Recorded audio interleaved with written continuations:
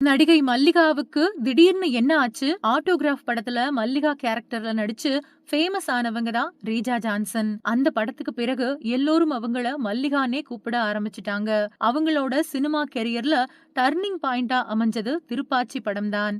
விஜய்க்கு தங்கச்சியா நடிச்சு தியேட்டர்ல இருந்த எல்லோரையும் கண் கலங்க வச்சாங்க.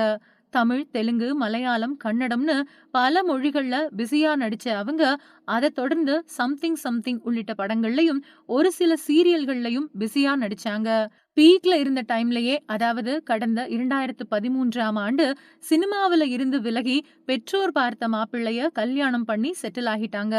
இந்த தம்பதிக்கு 2 மகன்கள் இருக்காங்க. 2வது மகனோட முதல் சோறூட்டல் நிகழ்ச்சியில அவங்க குடும்பத்தோட எடுத்துக்கிட்ட போட்டோஸ் இணையத்துல வைரலாகி இருக்கு. கணவன் 2 குழந்தைகளோட மகிழ்ச்சியா இருக்கிற மல்லிகா ஆளே அடையாளம் தெரியாம ரொம்ப குண்டா மாறி போயிருக்காங்க. அந்த போட்டோவை பார்த்த ரசிகர்கள் திருப்பாச்சியில விஜய் தங்கச்சியா நடிச்சவங்களா இதுன்னு ஆச்சரியத்தோட கமெண்ட் பண்றாங்க.